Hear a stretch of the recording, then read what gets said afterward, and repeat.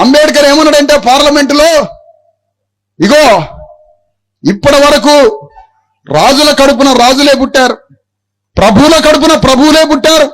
2000 సంవత్సరాలు రాజుల కడుపున రాజులే, ప్రభువుల కడుపున ప్రభువులు పుట్టారు. ఇప్పుడు నేను పార్లమెంటరీ ఎన్నికల వ్యవస్థ నిర్మాణం చేశాను.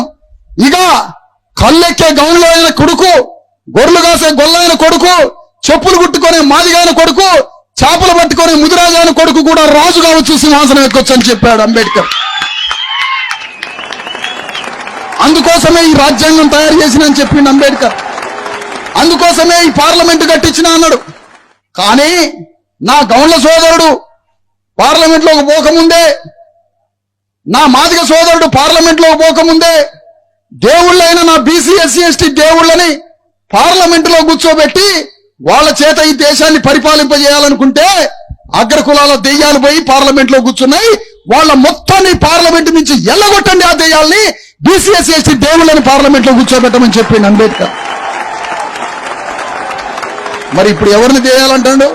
బీజేపీ నుంచి దెయ్యమే పోటీ చేస్తుంది, ఈ నుంచి కాంగ్రెస్ నుంచి దెయ్యమే పోటీ చేస్తుంది, బీఆర్ఎస్ నుంచి దెయ్యమే పోటీ చేస్తుంది. ఆ 3 దెయ్యాల్ని బయటికి వెళ్ళగొట్టి ఇగో ఈ దేవుణ్ణి పార్లమెంట్లోకి పంపుదాం, లింగస్వామి మహారాజుని.